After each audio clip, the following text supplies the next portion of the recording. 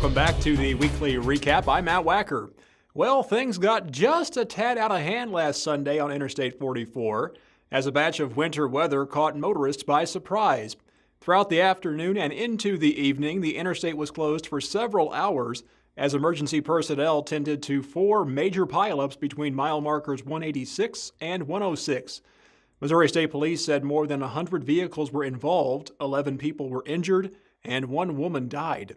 The drone video you are seeing comes from the Conway Volunteer Fire Department.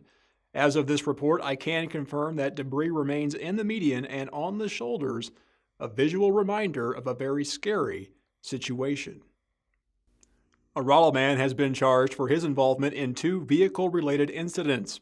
The first took place on New Year's Eve when 32-year-old Chad King allegedly stole a Pontiac G6 from Lanes End Road, managed to crash it twice, then flee on foot.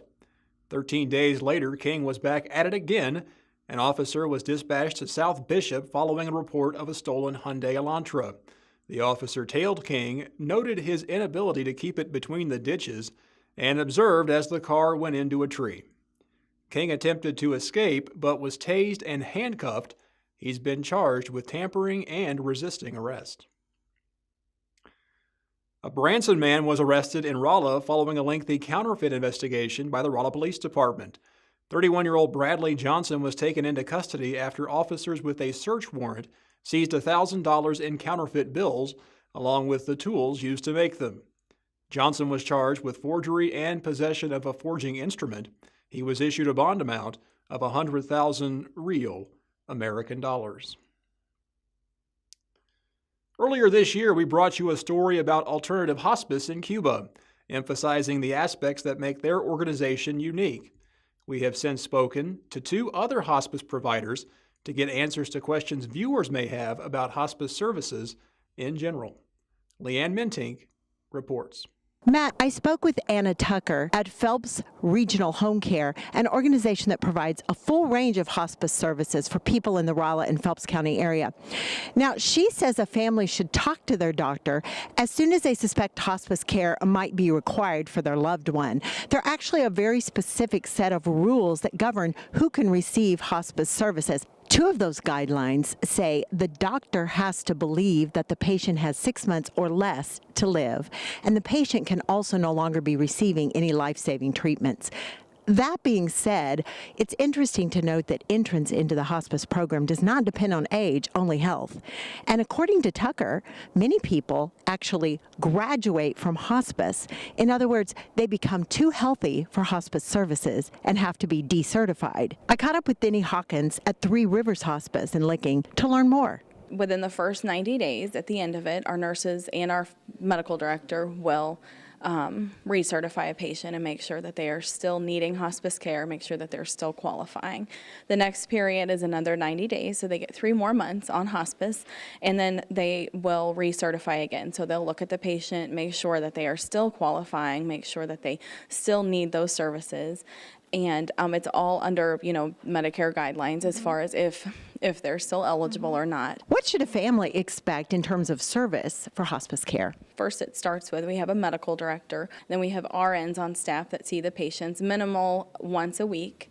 And then we have nurses' aides that will see the patients, and they do hygiene care, and they also can do home chores with our hospice company, with 3 Rivers. We have a social worker and a chaplain. Tell me how a patient's life might be different on hospice than before they had hospice care. Sure. So one difference that the patient is probably going to notice is that the care team is coming to them. We're going to the home and taking care of them, or we're in the skilled nursing facility. It's extra care for that patient, but it's also extra care for the family. The family can be comfortable knowing that someone is there checking on their loved one. They're checking on their medications. They're making sure that their needs are met and that they're staying comfortable at this time in their life. What is the cost to the patient? The cost to the patient under Medicare Part A is there's no cost, so it covers it at 100%. Medicaid also covers hospice at 100%. So if you have either one of those insurances, they're both going to cover. What about private care, or if you're too young for Medicare? Sure, so that's going to depend on the insurance company, the insurance provider that you have. So what would the first steps be for a family to take in seeking hospice care? The first step that I would suggest is talk to your doctor. If that's something that you think that you're going to need, the doctors will help you, or they'll order hospice. They can send over your information to the hospice that you choose.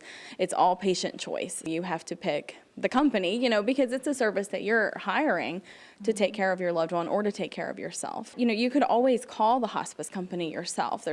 Call and ask for a consult, ask questions. It's your care. So it needs to be in your control what you want to see in your hospice company. So I definitely think asking those questions and making sure that you understand what hospice is and what they can provide is number one. Matt, we'll send it back to you. This Lebanon woman needs your help. Elizabeth Bauer Barker says a grandfather clock belonging to her grandmother was dumped by the staff at Christian Healthcare North. It's a prized family possession, and Barker is offering $500 to the person who finds it. She says the clock was tossed out when her grandmother switched rooms, and no one in the family came to claim it. So if you hear a chime at the top of the hour, give Elizabeth a call. West Plains High School senior and saxophone player Brett Newberry was one of only 200 musicians selected to attend the Midwest Orchestra and Band Clinic held recently in Chicago. She was the only representative from Missouri nominated by her band director, Rocky Long.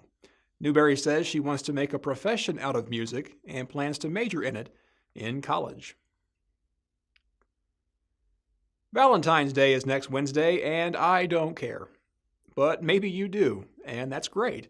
Share your plans with us on our Facebook page. Just don't expect me to get all mushy about it.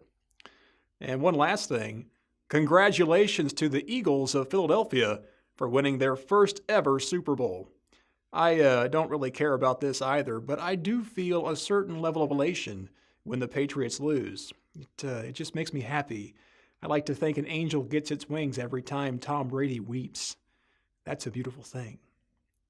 What'd you think of the big game, or the commercials, or the halftime performance? How's life going? Are you okay? Let us know on social media. Please talk to us. That's all for now. Thanks for watching the weekly recap.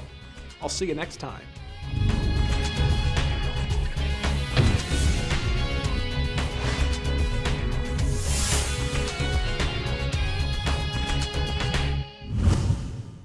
The weekly recap is brought to you by Rice Chopper, cooking from scratch, the UPS store of Rolla, Bayard Dodge in West Plains, and the Ozarks Medical Center.